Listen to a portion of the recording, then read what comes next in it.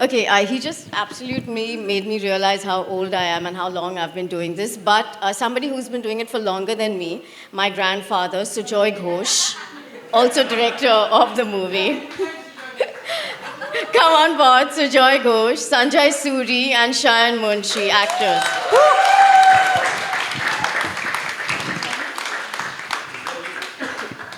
Okay.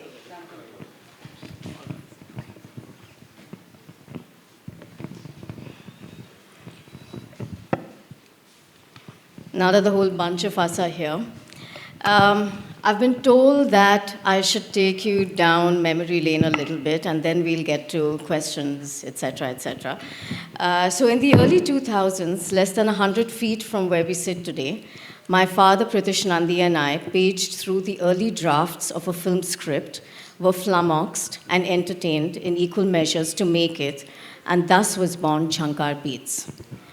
What flummoxed us, and I use that word lightly, because really what I want to say is outraged us, is the maker and the world he'd chosen to create. Simple, middle class, everyday. At a time when Bollywood was only talking big. Good evening, everyone. Thank you for joining us today, 23 years after Jhankaar Beats first hit theaters. And thank you to Kala Ghoda Arts Festival for creating a space where our city can pause, reflect, and celebrate the stories and art that define us across time and generations. It's been a few decades that I've shared a stage with these lovely gentlemen. Thank you, Sujoy, Suri, and Shayan, for joining me today.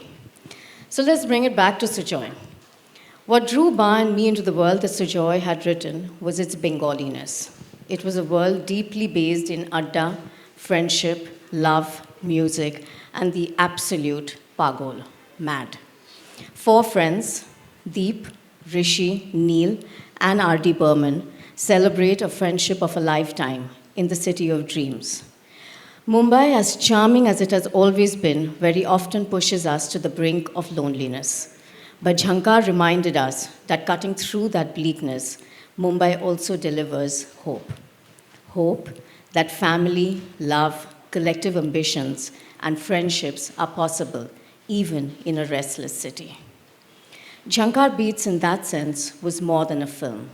It became a way of living, and for all four of us on the stage today, it became our trampoline for life.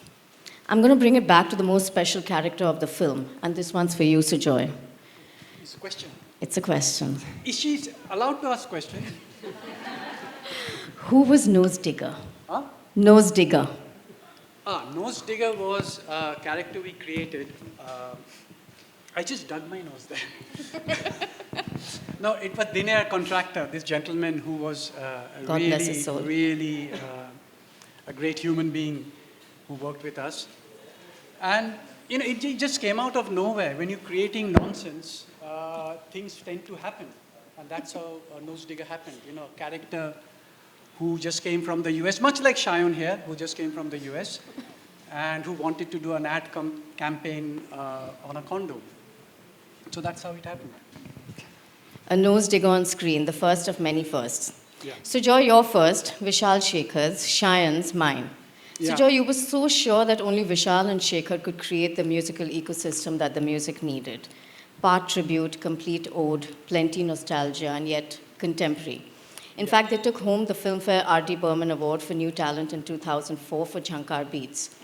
What made you so sure that Vishal Shekhar was a non-negotiable for you? It's a very weird answer, but when you see Jhankar, it's about friendship. It's people you can lean on. I mean, good times, bad times, hard times. And they were friends. That's it. They were my friends. And I knew I could lean on them. And that's the only reason I wanted to be with them. It's like when I met Sanjay in Dosa Diner out of nowhere. There used to be this small restaurant called Dosa Diner in Andheri. Dosa. Dosa. Yeah, the Dosa Diner, I met Sanjay. He actually sat and read the whole script in that restaurant, and he said, yes, I'm doing it. And that's it. I didn't know anything about anything else. I just knew this guy was deep because of the warmth, the happiness he gave me, and I knew I would love to work with this guy. And same thing with Shayan, but Thank you. no, I love Shayan. He's my little brother. But that's how it all happened. So it was just that when you meet somebody, it's just your instinct that you want to be with that person. And of all these people, then if I have to single one person out, it was Mr. Nandy. Just over there I think in 2 buildings down the road, when I first met Mr. Nandy. And that man just said, okay, I'm doing it. And it took me at least 1 hour to understand what did he mean by, okay, we are doing it. So then I figured out it means that we are making the film. And, that's how life is, You have to go with people who mean something to you. Little known fact, after that my father looked at me and said, Pagolta ki boleche jani na, please kichu kor. No. Which means, I don't know what he just said, but just figure it out and do something, make a film, do something with it. But it's true, Jhankar was a lot of friends and a lot of friendship. And so Suri, your question's done. Okay. No, I just wanted to say, Yes. Mr. Nandy, he had balls of steel. That man... Wonderful, I will not comment at this point. Censorship is on this again. No, sorry, but that's how he was, It took guts to, to say yes to a script like that. The amount of nonsense it had, the amount of audacity it had, the amount of crap it had. But that's it, Sorry, I am not very good in English, so... but that man, yeah, he was Jhankaar Beats. Yeah, absolutely. So Suri, Deep was your everyday tiffin box carrying Mumbai traffic fighting husband, an ordinary hero with the lovely Juhi Chawla Shanti for company. What drew you to Jhankar? And what do you think Jhankaar Beats captured about young people and this city at the time that still feels relatable today? Firstly, thank you for being here on this afternoon.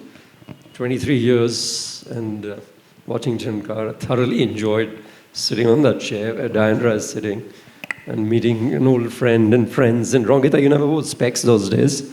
But yes, you've also grown old. Older. Remembering Mr. Pritish Nandy, like Sujoy said, he was the man.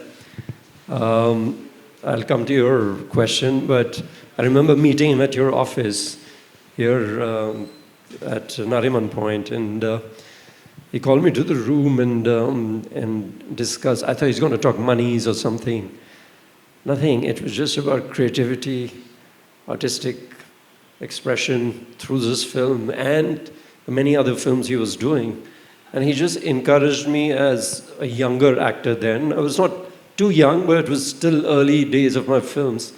I was 31, 32 then, and it was just जैसे कहते हैं हौसला अफजाई कि आप यहाँ पर आए हैं कुछ अच्छा बनाएंगे and go for it. We're gonna make it. Exactly. We're doing it or we're gonna make it.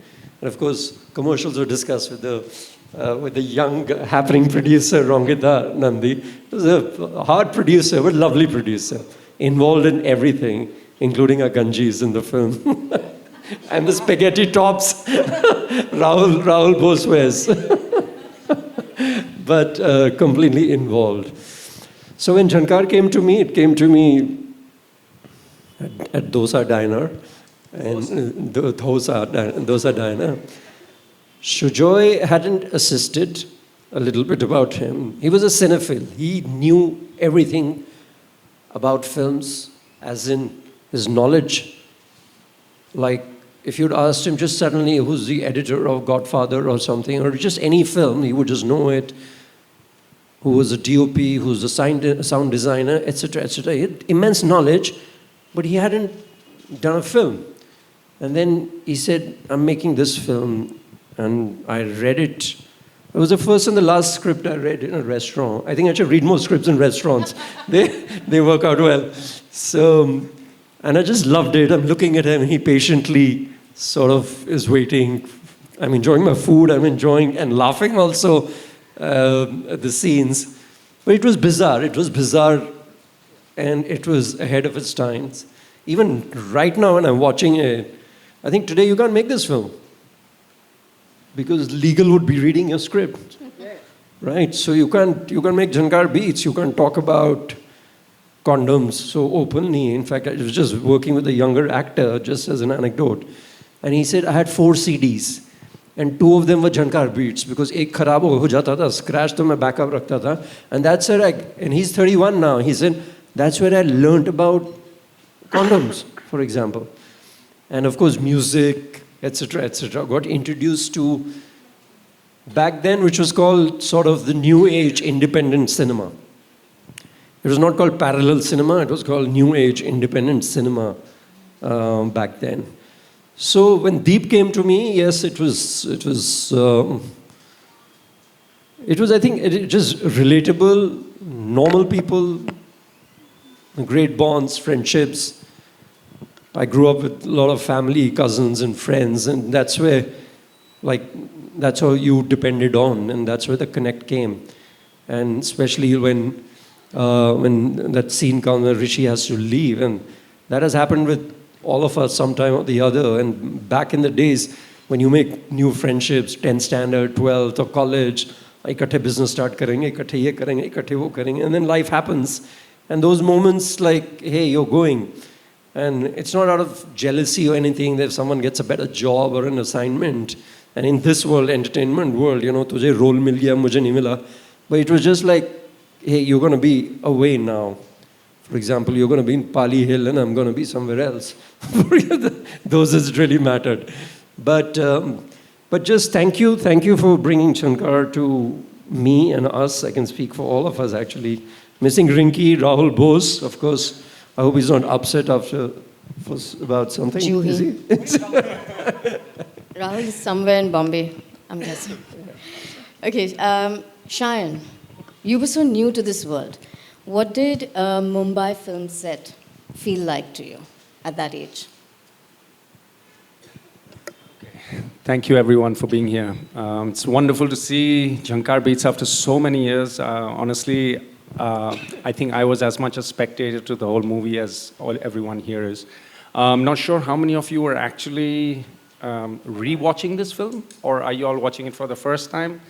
Because obviously there's been a lot of water under the bridge. It's been 22 years. I kept seeing 2002, and that just kept making me realize there's probably a mirror in front of me trying to make me realize how many years and how old I am now. But it's great. It feels great to be back here with everyone here. Thank you, Rangita. It's been a wonderful opportunity to revisit Jhankar Beats and the memories and the cast and crew. I think for me it was the first step into this glamorous world of Bollywood, not knowing much about it at the time. So I would really have to thank Mr. Nandy to give me this opportunity.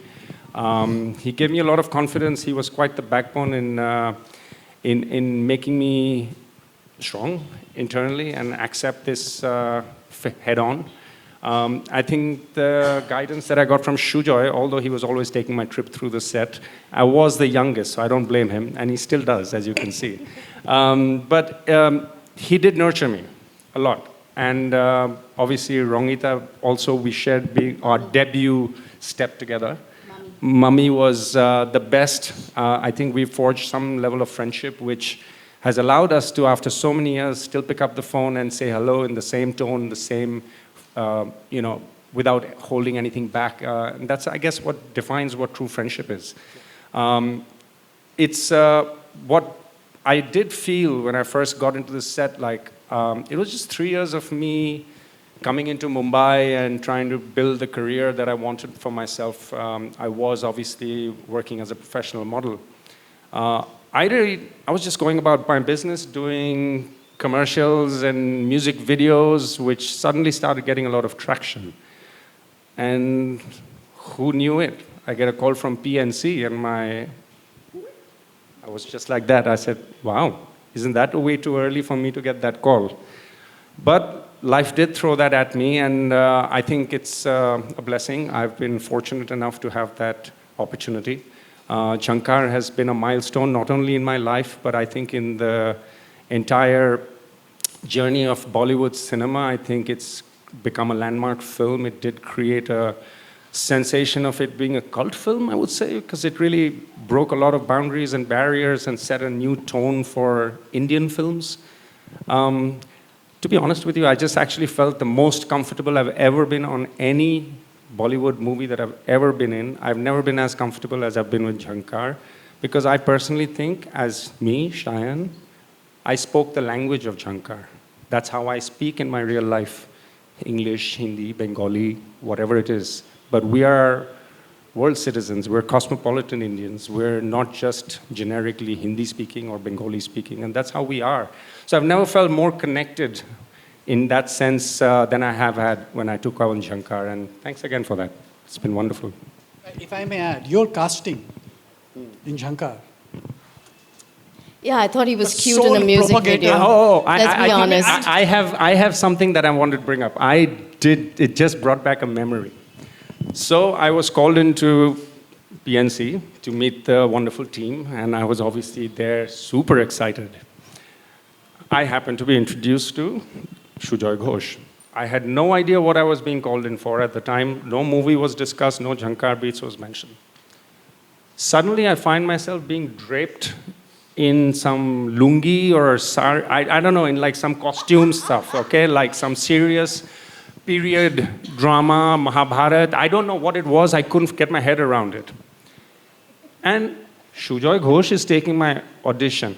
I still don't know if that was a prank.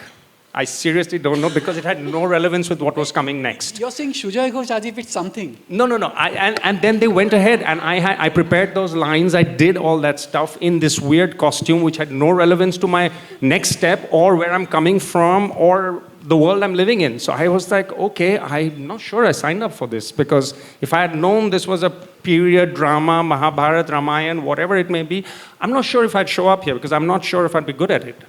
Honest. Is that you or is that me? And then, It was a green sari. next day, yeah, they did something, and I swear, I still think it was a prank. Sorry, he says. Yeah, it was. I distinctly remember. Like I said, I don't know if it was a prank, because you can hear how ridiculous it was.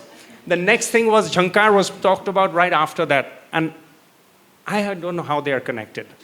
And I still don't know why I was called there and made to do that, to get this role. Yeah. It had no relevance, I promise you. Suri, you had it easy. Much easier. We needed to see if you can endure us.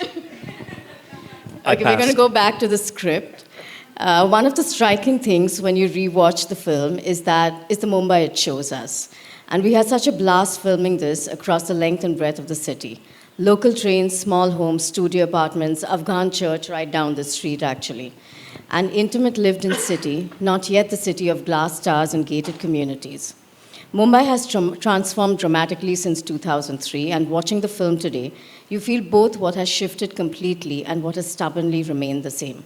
Suri, how do you see the evolution of Mumbai from the time we were making this film to the city we inhabit now? What have we gained, and what do you think we've lost? And Shayan, from you as well. The scene between Rinki and Rahul was shot on Carter Road, right? Imagining it was Carter Road. No, Shayan was Carter Road. Yeah, Shayan. Rahul and Rinki was New Bombay. New Bombay, okay.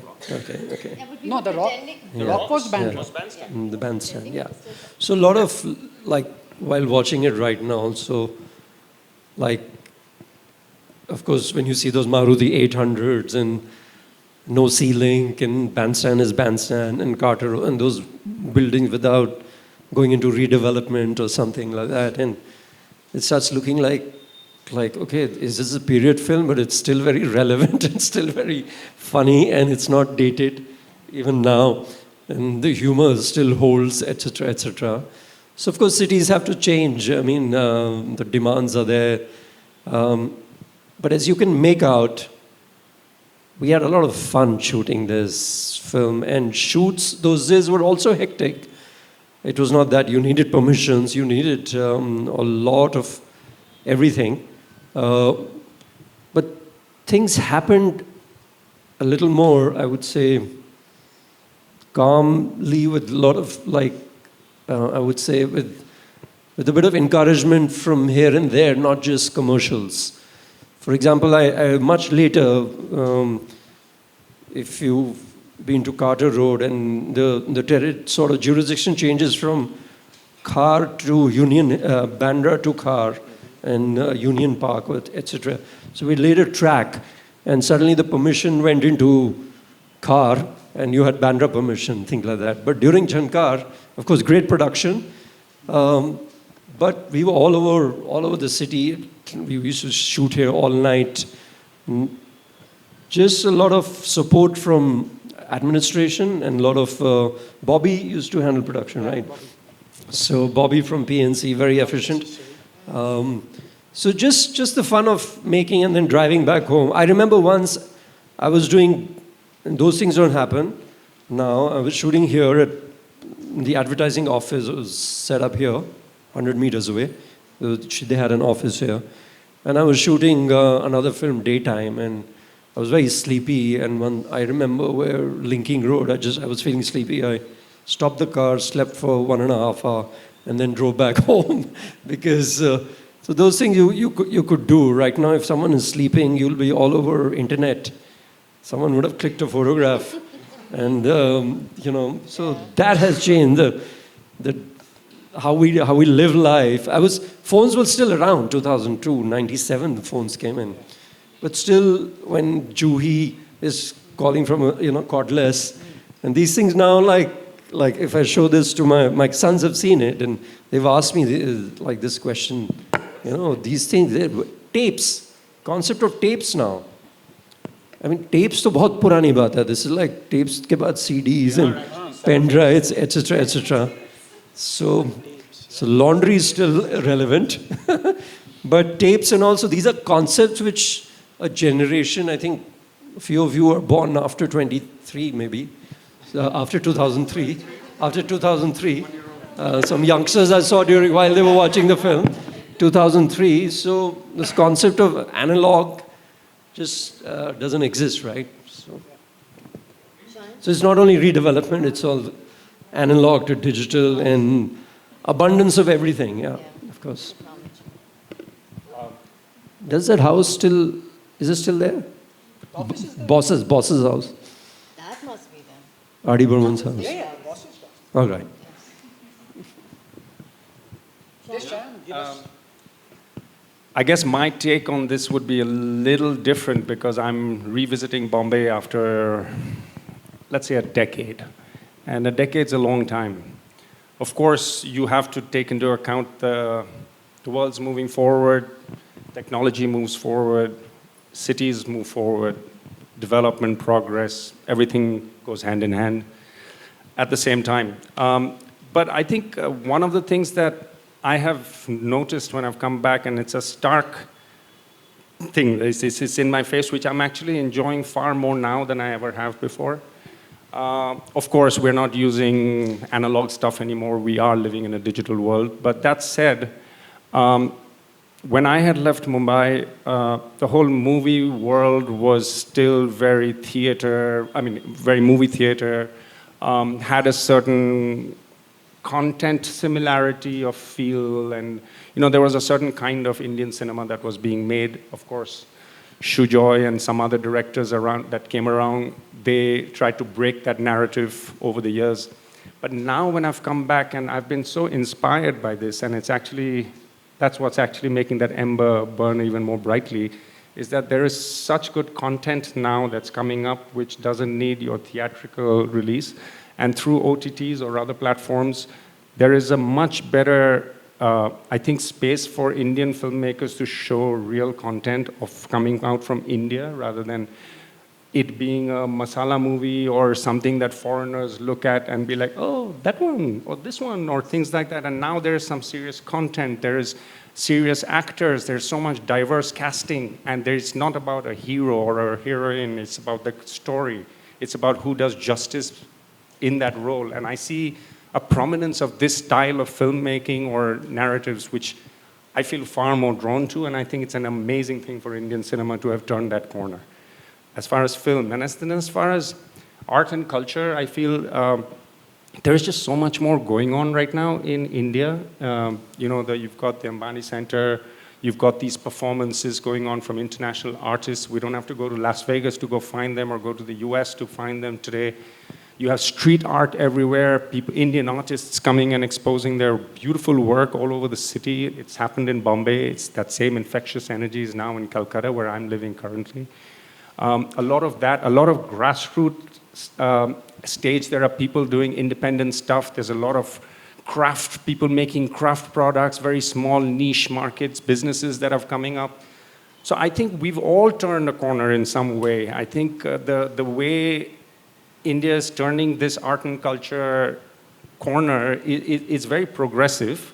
I definitely agree. And I think I'm far more tuned back in than I ever was when I was before into what's going on here. True, in a sense, the arts have kind of become us. We are not going in search of them. They're kind of around us, more organic to us. It's not a limited club for a few people to belong to. Yes.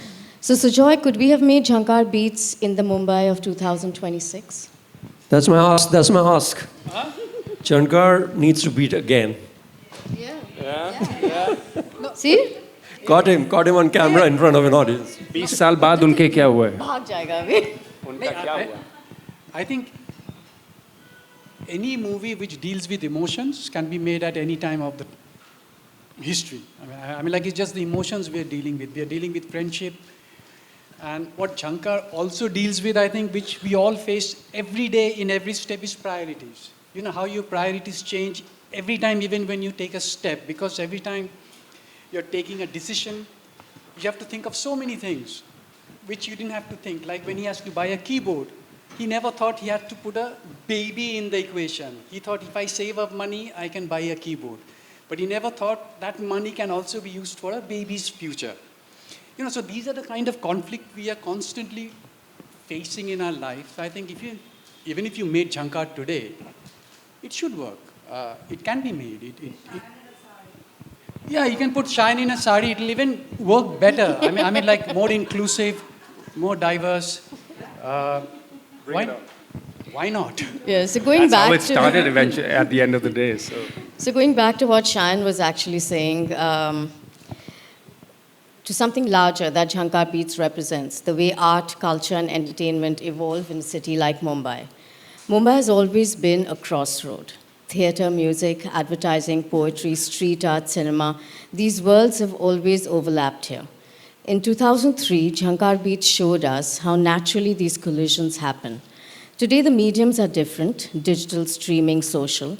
The platforms are different, the audience is definitely different. What I'm curious about is whether the spirit of that collision still remains. Can art forms still find each other organically in the city, or have they begun to live in silos? And where does the next cultural moment come from? So, Suri, do you think the city still allows these art forms to collide naturally, or have they begun to exist in separate universes? Art form will always exist, and it always has. The landscape right now, where we're living in, is that the same art has become a service provider to data companies. That's where the issue is. Today, if you had to make Jhankar and you had to pitch Jhankar, you would need a Bible, you need a mood board, you would need referencing left, right, and center, and then you'll need names. I was not a name then. This was my third film or something like that. Juhi was a name. Rahul was from English cinema. Yeah, and English August, yes. And English August, I must say. Okay, and then Sujoy was from UK. Shayan was from Modeling World. Rinki, yes, Rinki and I had done Pyar Mein Kabhi Kabhi. But, so we did get together, right? And years later, even today, things are happening. And when it's easier, coming back to analog and digital, you can make a film on a phone. It's storytelling today. And what you said, a lot of things are happening, but at the same time, it seems tougher. Because art will not truly happen when it's commissioned. You cannot tell a writer which book to write. You cannot tell an artist what to paint. That artist will paint. That writer will write. That director will make what he wants to make. But because this is one of the most expensive art forms, we sort of, that codependency is there. But the palpable artistic expression in cinema, world over, is still in the independent space. We've imbibed this from Hollywood, opening weekend business, etc., etc. Grew up in a time when films used to grow slowly. You know, second week was better than the first, and the third week was better. Of course, later because of piracy, etc., etc. But then what changed was you muscle in marketing, open as wide as you can, 4,000 screens, etc., etc. Sunday, hit posters used to be plastered all over the city. Sunday, or maybe even Friday, hit, super hit. I mean, so basically we've sort of, you know, just apne pair pe khud kulhadi mari humne, as we say. But art exists, technology will come and go. How you consume art will come and go, right? When we were growing, I remember that floppy disks. Yeah. Where are they right now, right? So tomorrow, one photographer, I forget the name, he said 10 years later, the most photographed generation will not have a photograph to print. So even today, like if you ask, show me your kids' photographs, I'm like scrolling on the phone. So, but art will exist. I'm very hopeful. We all are here. I don't have a 100 crore film, but I've had a 25-year career. Because Jhankaar Beats is being shown 23 years later, right? I don't see any mainstream film with box office numbers being screened 23 years later. So that's the faith. Word. Well said, Suri. Sujoy, we shot a lot in this area, right down here for days and nights, forever and ever. Kala Ghoda itself has transformed over the years from a physical art district to a cultural anchor. How do spaces like this shape the way a city remembers and reimagines itself? Yeah, it's an incredibly complicated question. Okay, I'm trying to find an intelligent answer to this. Should I repeat I'll say the yes. question? I think I'll do it in one sentence, which is yes, it has changed. No, I don't know. You know, I keep, every time I come here, I'm still in my old memories of the office we used to go to, where I shot Jhankaar Beats, where there used to be a Tarun Tehliani beside it. Still there. Huh? Still there. Still there. And I think whatever changes have happened within this area, particularly Kala Ghoda, whatever, it's just natural. It hasn't really struck me as such, I'll be very honest with you. It hasn't really struck me. But I think everything that happens for the better. That's what I believe in. You know, anything that happens in terms of change, hopefully it's for the better. And yeah, that was my intelligent answer to an extremely complicated I do question. miss Rhythm House. Huh? I miss Rhythm House. It's become a designer boutique now. And I miss the restaurant Samovar. I miss Samovar. Those prawn rolls. Oh my God! I'm so sorry for vegetarians here that you never had the but privilege hats of off that. to the urban development. I mean, conservation is top priority, and they've really done a great job.